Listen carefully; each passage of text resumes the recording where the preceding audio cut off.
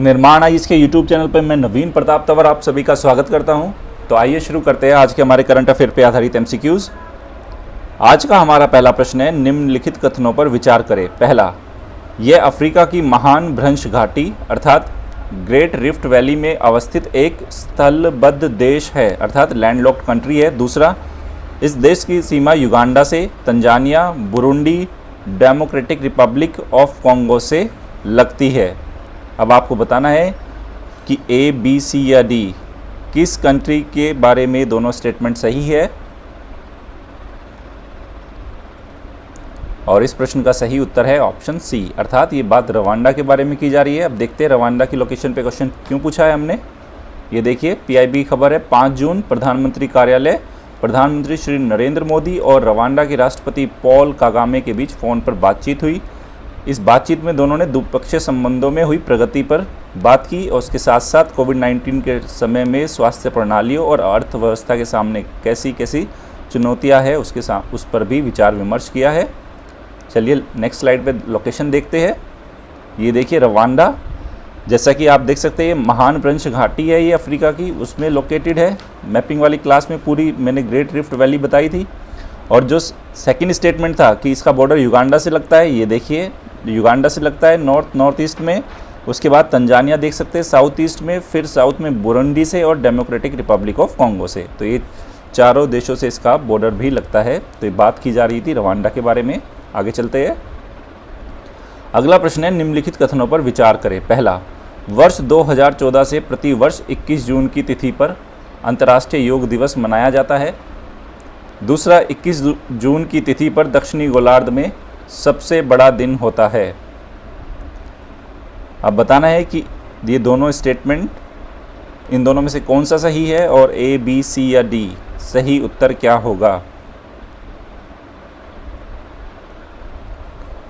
और इस प्रश्न का सही उत्तर है ऑप्शन डी, मतलब पहला स्टेटमेंट भी रॉन्ग हुआ और दूसरा स्टेटमेंट भी रॉन्ग हुआ। पहला स्टेटमेंट क्यों रॉन्ग हुआ, देखो इसमें लिखा है वर्ष 2014 से मनाया जा रहा है इंटरनेशनल योग डे। नहीं, जो इंटरनेशनल योगा डे है वो वर्ष 2015 से मनाया जा रहा है। और वर्ष 2014 में तो जो यूनाइटेड नेशन जनरल असेंबली ने इसको अप्रूव किया था कि वर्ष 2015 से 21 जून की तिथि पर अंतर्राष्ट्रीय योगा दिवस बनाया जाएगा। सेकंड स्टेटमेंट इसलिए रॉन्ग है क्योंकि इसमें लिखा है 21 जून की तिथि पर दक्षिणी गोलार्ध में नहीं, उत्तरी गोलार्ध में सबसे बड़ा दिन होता है। देखो स्टूडेंट्स, यूपीएससी ने पिछले साल 4 से 5 क्वेश्चन ज्योग्राफी से पूछे और बेसिक ज्योग्राफी से है वो। मतलब आपने अगर अच्छे से एनसीईआरटी और मैपिंग की है ना तो वो इतने इजी क्वेश्चन थे, लेकिन पिछले कुछ सालों से ज्योग्राफी से क्वेश्चन आ ही नहीं रहे थे तो बच्चों को लग रहा था ज्योग्राफी को अच्छे से तैयार नहीं करते। वरना 4 से 5 क्वेश्चन इतने आसान थे, उनको अगर आप क्वेश्चन पेपर को देखोगे 19 वाले को, आपको लगेगा एनसीईआरटी से सीधा ही आंसर था उनका। और वो जनरल अंडरस्टैंडिंग और वो अगर आपने एटलस से अच्छी सी मैपिंग की हुई है उससे वो हो जाएंगे। इस साल भी आप अच्छे से तैयार करना जितनी भी बेसिक्स है। आगे चलते हैं। ये देखिए 5 जून की खबर है पीआईबी की, आयुष मंत्रालय, इस साल पूरी दुनिया में डिजिटल प्लेटफॉर्म के माध्यम से मनाया जाएगा अंतर्राष्ट्रीय योग दिवस। और उसके साथ साथ मेरा जीवन मेरा योग एक वीडियो ब्लॉगिंग प्रतियोगिता विश्व स्तर पर भी आयोजित की जाएगी। ठीक है, आगे चलते हैं। अब ये देखिए अगला प्रश्न, और ये प्रीलिम्स के पॉइंट ऑफ व्यू से इंपॉर्टेंट रहेगा। शहरी वन योजना अर्बन फॉरेस्ट स्कीम के संबंध में निम्नलिखित कथनों पर विचार करें। पहला, स्कीम की शुरुआत आगामी 5 वर्षों में, यहाँ पे थोड़ा टाइपिंग एरर है, इसको यहाँ पे लिखेंगे, देश के केवल 7 राज्यों में शहरी वन विकसित करने के लिए की गई है। सेकंड है, यह स्कीम पुणे के स्मृति वन मॉडल पर आधारित है। अब आपको बताना है कि अर्बन फॉरेस्ट स्कीम के बारे में ए, बी, सी या डी सही उत्तर क्या है। सही उत्तर क्या है, और इस प्रश्न का सही उत्तर है ऑप्शन बी, मतलब सेकंड स्टेटमेंट सही है, फर्स्ट स्टेटमेंट रॉन्ग है। क्योंकि 7 राज्यों में नहीं की गई, ये संपूर्ण भारत में, संपूर्ण देश में स्कीम की शुरुआत की गई है। और सेकंड बिल्कुल सही है कि पुणे का जो स्मृति वन मॉडल है उस पर ये बेस्ड भी है। ये देखिए पर्यावरण, वन और जलवायु परिवर्तन मंत्रालय की 5 जून की खबर है, आने वाले 5 वर्षों में देश भर में 200 नगर वन विकसित करने की शहरी वन योजना है ये। ठीक है।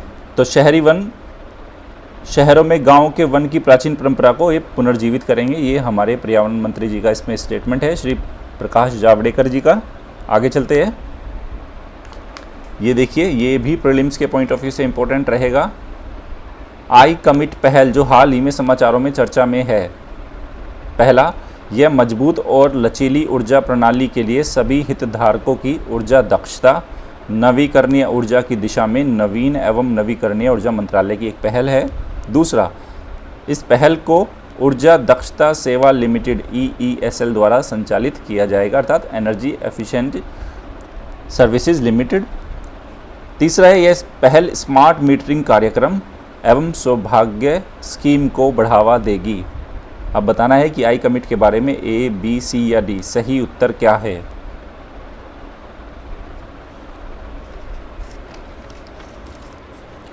और इस प्रश्न का सही उत्तर है ऑप्शन बी, मतलब दूसरा और तीसरा स्टेटमेंट सही है और पहला स्टेटमेंट रॉन्ग है। देखो पहला स्टेटमेंट क्यों रॉन्ग है, क्योंकि जो ये नवीन व नवीकरणीय ऊर्जा मंत्रालय की इनिशिएटिव नहीं है, ये विद्युत मंत्रालय की इनिशिएटिव है।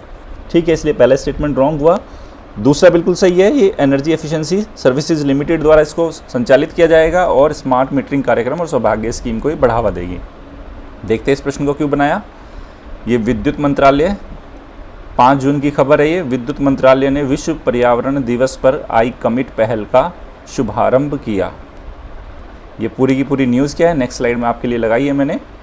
ये देखिए, I commit initiative launch by power ministry, विद्युत मंत्रालय की है, ना कि नवीन व नवीकरणीय ऊर्जा मंत्रालय की। अब देखो, यह पहल एक प्रकार से सभी हितधारकों लोगों से ऊर्जा दक्षता, नवीकरणीय ऊर्जा की दिशा में प्रयास जारी रखने और भविष्य में एक मजबूत और लचीली ऊर्जा प्रणाली कायम करने के लिए स्थायित्व कायम करने का एक स्पष्ट आह्वान है आई कमिट। फिर देखिए, विद्युत मंत्रालय भारत सरकार के अधीन आने वाली एक एनर्जी एफिशिएंसी सर्विसेज लिमिटेड है, ये द्वारा शुरू की गई। तो मतलब इसको कौन शुरू कर रहा है? EESL। और EESL पे ऑलरेडी मैं क्वेश्चन पूछ चुका हूँ पुरानी MCQ की सीरीज़ में। क्या है, कैसे काम करता है, कैसी बॉडी है ये, इस पे क्वेश्चन बना हुआ है। द्वारा शुरू की गई आई कमिट पहल से सरकारों, कंपनियों और बहुपक्षीय और द्विपक्षीय संगठनों, थिंक टैंक और व्यक्तियों आदि सभी को एकजुट किया जा रहा है। और इस पहल से भारत सरकार के जो अन्य बहुत सारे इनिशिएटिव्स है, देखिए जैसे national electric mobility mission 2020, FAME 1, FAME 2, Deendayal Upadhyaya Gram Jyoti Yojana, Saubhagya योजना, उज्ज्वल डिस्कम एश्योरेंस योजना, ये सारी स्कीम पढ़ लेना प्रीलिम्स के लिए। अटल डिस्ट्रीब्यूशन सिस्टम इम्प्रूवमेंट योजना अजय हो गई। स्मार्ट मीटर नेशनल प्रोग्राम, इसको तैयार कर लेना। प्रधानमंत्री किसान ऊर्जा सुरक्षा एवं उत्थान महाअभियान कुसुम हो गई है। सोलर पार्क्स हो गए, ग्रिड कनेक्टेड रूफटॉप्स हो गए और Unnat Jyoti by affordable LED for all, Ujala हो गई और अटल ज्योति योजना हो गया। इन सब से इसको जोड़ा जाएगा। तो ये काफ़ी महत्वपूर्ण है आई कमिट। ठीक है, मंत्रालय कौन सा है? पावर, विद्युत मंत्रालय। ये देखिए अगला प्रश्न, अंबर नाया रिवर जो हाल ही में समाचारों में चर्चा में है का संबंध निम्नलिखित किस देश से है? कनाडा, स्वीडन, आइसलैंड और रूस। A, B, C या D। सही उत्तर क्या होगा? और इस प्रश्न का सही उत्तर है ऑप्शन D, अर्थात रूस। ठीक है, देखते क्यों बनाया इस प्रश्न को हमने। ये देख सकते हैं, आर्कटिक सर्कल में ऑयल स्पिल की घटना हुई है और जिसके चलते रूस में क्या हुआ, स्टेट ऑफ इमरजेंसी को डिक्लेयर किया गया है। देख सकते हैं, ये ऑयल स्पिल नज़र आ रहा है आपको। यहाँ पे देखिए, रशिया के जो प्रेसिडेंट है व्लादिमीर पुतिन ने स्टेट ऑफ इमरजेंसी को डिक्लेयर किया है। जब 20,000 टन ऑफ डीजल जो ऑयल हुआ, किस में? अंबर नाया रिवर में लीक हुआ। ठीक है, आर्कटिक सर्कल के क्षेत्र की बात है ये। तो अगर एग्ज़ाम में आ जाती है अंबर नाया रिवर, ठीक है, तो रशिया उसका उत्तर हो जाएगा। आगे चलते हैं। अब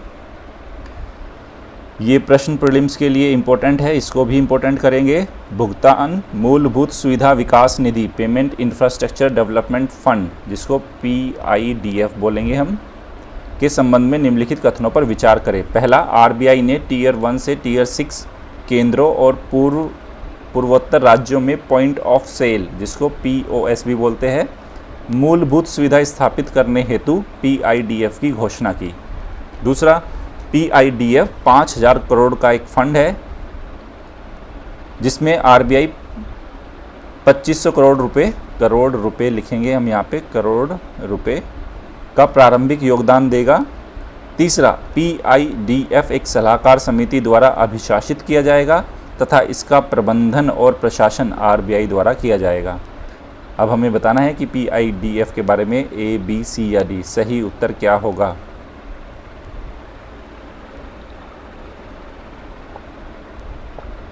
और इस प्रश्न का सही उत्तर है ऑप्शन सी, अर्थात स्टेटमेंट थर्ड सही है। फर्स्ट रॉन्ग है क्योंकि इसमें बात की गई टीयर 1 से टीयर 6, जबकि किसके लिए? टीयर 3 से लेके जो टीयर 6 सेंटर है। ठीक है, उम्मीद कर रहा हूँ कि आप ये सारे टीयर 1, 2, 3, 4, 5, 6 क्या होते हैं आपको पता होगा। ठीक है, और आप मुझे कमेंट सेक्शन में लिख के भी बताओगे ताकि बाकी बच्चों को भी पता चले। तो इसलिए पहला तो हो गया रॉन्ग। सेकंड है ये 5000 करोड़ का लिखा हुआ है, ये 5000 करोड़ की नहीं है, 500 करोड़ रुपए का फंड है जिसमें आरबीआई कितना देगा? शुरुआत में 250 करोड़ रुपए आरबीआई देगा। तीसरा बिल्कुल सही है, एक सलाहकार समिति द्वारा इसको अभिशासित किया जाएगा और इसका प्रबंधन और प्रशासन वो आरबीआई द्वारा किया जाएगा। ये देखिए आज के द हिंदू की खबर है, RBI creates ₹500 crore fund to boost payment infrastructure. देश में भुगतान अवसंरचना को बढ़ावा देने के लिए शुरुआत की गई है पीआईडीएफ की। ठीक है, आगे चलते हैं। ये देखिए आरबीआई की अगर आप वेबसाइट पे जाओगे तो वहाँ पे भी भारतीय रिजर्व बैंक ने भुगतान मूलभूत सुविधा विकास निधि बनाने की घोषणा की है और हमने अपने स्टेटमेंट यहीं से लिए है। रिजर्व बैंक ने टीयर 3 से टीयर 6 केंद्रों और पूर्वोत्तर राज्यों में पॉइंट ऑफ सेल मूलभूत सुविधा, चाहे वो फिजिकल हो या डिजिटल, दोनों माध्यम से स्थापित करने के लिए अधिग्राहकों को प्रोत्साहित करने हेतु मूलभूत भुगतान सुविधा निधि पीआईडीएफ बनाने की घोषणा की है। और उसके शुरुआत में इसमें 250 करोड़ रुपए कौन देगा? आरबीआई देगा, जो कि कुल राशि का 50% होगा और बाकी का जो 50% कार्ड जारी करने वाले बैंक और देश में परिचालित कार्ड नेटवर्क द्वारा वहन किया जाएगा। ठीक है, ये सारी बात है, हो सकता है एग्ज़ाम में पीआईडीएफ आ जाए ये। आगे चलते हैं। अब अगला प्रश्न है, ये इम्पोर्टेंट है ये भी। Healthy and energy efficient building के संबंध में निम्नलिखित कथनों पर विचार करें। पहला, इसकी शुरुआत भारत रूस द्विपक्षीय भागीदारी के अंतर मैत्री कार्यक्रम के तहत की गई। दूसरा, इसका उद्देश्य इमारतों के अंदर एक मानक अभ्यास के रूप में लागत प्रभावी ऊर्जा दक्षता, कॉस्ट इफेक्टिव एनर्जी एफिशिएंसी को अपनाना है।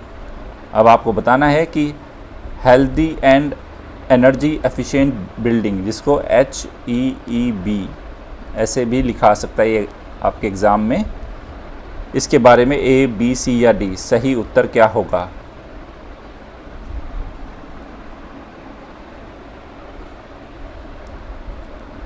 क्या है सही उत्तर?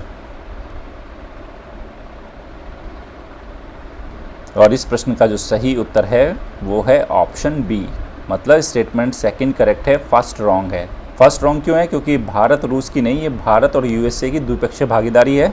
सेकंड बिल्कुल सही है कि इमारतों के अंदर एक मानक अभ्यास के रूप में लागत प्रभावी ऊर्जा दक्षता को अपनाना इसका उद्देश्य है।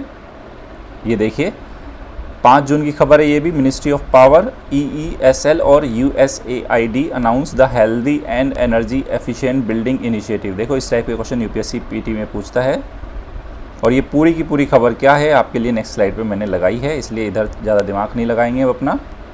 ये देखिए healthy and energy efficient building initiative. देखो कुछ बच्चे इंग्लिश से डर रहे हैं, लेकिन मेरा मानना है कि आप इंग्लिश से डरिए मत, क्योंकि मेंस में भी तो आपको क्वालिफाई करना है ना इंग्लिश का पेपर। वो कैसे करोगे आप इतना? अगर थोड़ा बहुत इंग्लिश के लिए थोड़ा पढ़ना सीखना समझना शुरू करो, उसको डरो मत इससे, ठीक है। और आगे एडमिनिस्ट्रेशन में भी तो काम करना है आपको, तो इसलिए थोड़ा थोड़ा करके मेरी जो लैंग्वेज है वो मैं मैक्सिमम हिंदी ही यूज़ करता हूँ। स्लाइड्स भी हिंदी इंग्लिश दोनों का कॉम्बिनेशन रहता है, ठीक है। यहाँ पे देखिए healthy and energy efficient building के बारे में विश्व पर्यावरण दिवस के अवसर पर energy efficiency services limited EESL विद्युत मंत्रालय के अंदर मैंने पहले ही बता चुका, सार्वजनिक क्षेत्र के उपक्रमों का एक जॉइंट वेंचर है ये, और उसके साथ USAID United states agency of international development, इनके एक मैत्रेयी कार्यक्रम की साझेदारी में इस कार्यक्रम के तहत healthy and energy efficient building पहल की शुरुआत किस लिए की गई? जो वर्क प्लेस है उसको स्वच्छ और हरा भरा बनाने का मार्ग प्रशस्त करने के लिए की गई। अब देख सकते हैं ये मैत्री की फुल फॉर्म क्या है? The market integration and transformation program for energy efficiency, जिसके अंतर्गत इस पहल की शुरुआत की गई है। ऊर्जा मंत्रालय और USAID के बीच भारत अमेरिका और भारत द्विपक्षीय साझेदारी का एक हिस्सा है। और उद्देश्य क्या है? इमारतों के अंदर एक मानक अभ्यास के रूप में लागत प्रभावी ऊर्जा दक्षता को अपनाना है और विशेष रूप से शीतलन पर ध्यान केंद्रित करना है। शीतलन का मतलब कूलिंग। ठीक है, आगे चलते हैं। अब ये देखिए, निम्नलिखित में से किन्हें भौगोलिक संकेतक ज्योग्राफिकल इंडिकेटर का दर्जा प्राप्त है?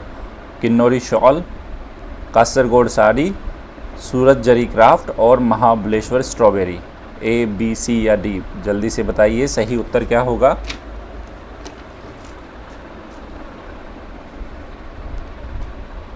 और इस प्रश्न का सही उत्तर है ऑप्शन D। चारों ही सही है, सभी को GI टैग का दर्जा प्राप्त है। ओके, आगे चलते हैं। अब ये देखिए, आज का हमारा जो अभ्यास प्रश्न है GVA और GDP, अक्सर आप समाचारों में पढ़ते होंगे और वैसे भी आपने इकोनॉमी की तैयारी के दौरान पढ़ा होगा इनको। इनके संबंध में निम्नलिखित कथनों पर विचार करें। पहला, GVA विधि के तहत उत्पादक या आपूर्ति पक्ष की ओर से आर्थिक गतिविधियों की एक तस्वीर प्रस्तुत की जाती है। सेकेंड है, GDP में उपभोक्ता पक्ष या मांग के परिप्रेक्ष्य में आर्थिक गतिविधियों का अनुमान लगाया जाता है। अब आपको बताना है कि GVA और GDP के बारे में A, B, C या D सही उत्तर क्या होगा। आप मुझे कमेंट सेक्शन में लिख के बताना। ये देखिए, 5 जून का हमारा एक अभ्यास प्रश्न था। मैंने उसमें आपसे पूछा था निम्नलिखित में से कौन सही सुमेलित है। ठीक है, गालापेगोस जो आइलैंड था वो अटलांटिक महासागर, जैसे कि आप जानते हैं मैपिंग में मैंने आपको बताया था। गालापेगोस कहाँ पे? पैसिफिक ओशन में है। कैप वर्डे प्रशांत महासागर में नहीं, ये अटलांटिक में है। और क्रिसमस आइलैंड हिंद महासागर में है। तो इस प्रश्न का जो सही उत्तर हुआ वो हुआ ऑप्शन C।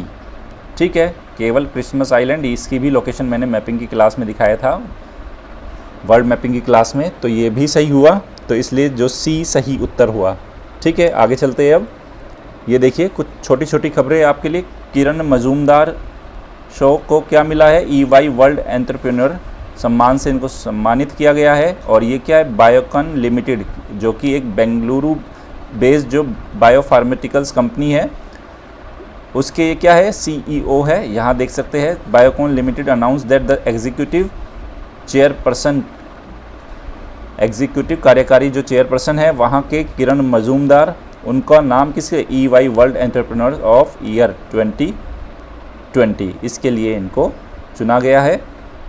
तो अगर नाम आ जाए किरण मजूमदार तो याद रखेंगे इसको। आगे चलते हैं।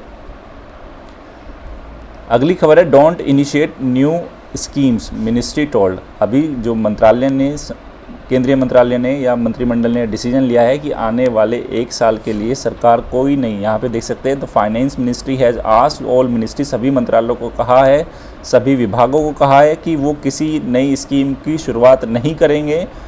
ठीक है, अब क्योंकि कोविड-19 क्राइसिस के चलते ऑलरेडी सरकार काफ़ी बड़ा पैकेज दे चुकी है, इसलिए रिसोर्सेज को थोड़ा सावधानी से इस्तेमाल करना है। तो यहाँ पे लिखा है, however funds for scheme under the Pradhan Mantri Garib Kalyan package, Atmanirbhar Bharat Abhiyan package and any other special package or announcement would be allocated according to an official memorandum by the department of expenditure. ठीक है, जो ये स्कीम चल रही है ये तो चलती रहेगी, लेकिन कोई नई स्कीम्स की घोषणा नहीं की जाएगी। कोविड-19 के चलते रिसोर्सेज को बहुत ही सावधानी पूर्वक इस्तेमाल करना है, ये बात की गई है। आगे चलते हैं।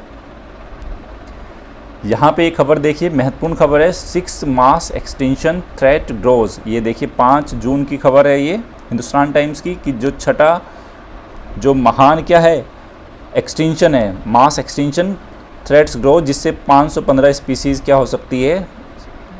विलुप्त हो सकती है, ऐसी स्टडी हुई है। और इन जो 515 स्पीसीज़ में से देख सकते हैं फेसिंग एक्सटेंशन, ये विलुप्ति का खतरा झेल रही है, जिसमें से 243 अर्थात 47% वो कॉन्टिनेंटल स्पीसीज़ है, महाद्वीप पे पाई जाने वाली, और जो 272 जो स्पीसीज़ है ये देख सकते हैं वो अर्थात 53% वो इंसुलर है, अर्थात आइलैंड पे रहने वाली है। मोस्ट ऑफ देम, और ये ज़्यादातर किस में से है? साउथ अमेरिका से है। उसके बाद ये ओशनिया, एशिया, अफ्रीका, नॉर्थ और सेंट्रल अमेरिका और फिर यूरोप से तो ये छठा मास एक्सटिंक्शन होने वाला है, और ये छठा मास जो एक्सटिंक्शन है उसको किस नाम से भी बोला जाता है? एंथ्रोपोसीन एक्सटिंक्शन, अर्थात मानवीय गतिविधियों के कारण ये विलुप्ति आएगी, ठीक है, as a result of human activity. तो ये 6th मास एक्सटिंक्शन अगर आ जाए तो बाकी अब से पहले के 5 जो मास एक्सटिंक्शन थे वो क्या नाम है यहाँ पे देख सकते हैं आप। ऑर्डोविशियन सिलूरियन एक्सटिंक्शन है, लेट डेवोनियन एक्सटिंक्शन है, पर्मियन ट्रियासिक एक्सटिंक्शन है, ट्रियासिक जुरासिक एक्सटिंक्शन है, क्रिटेशियस पैलियोजीन एक्सटिंक्शन है, और जो छठा है हमारा इसको होलोसीन और एंथ्रोपोसीन एक्सटिंक्शन बोला जाता है, ठीक है। तो इसको हम ध्यान रखेंगे, ये महत्वपूर्ण जानकारी रहेगी हमारे प्रीलिम्स में, इस टाइप की चीज़ें अक्सर पूछी जाती है। ओके स्टूडेंट्स, अब हम मंडे को मिलेंगे, कल संडे है और मंडे की क्लास में फिर से हम संडे की न्यूज़ को कवर करेंगे। निर्माण आईएएस की daily current affair based MCQ की आज की सीरीज़ यहीं समाप्त होती है। अगर आपको हमारी ये पहल पसंद आ रही है तो हमारे यूट्यूब चैनल को लाइक कीजिए, शेयर कीजिए और सब्सक्राइब कीजिए। धन्यवाद।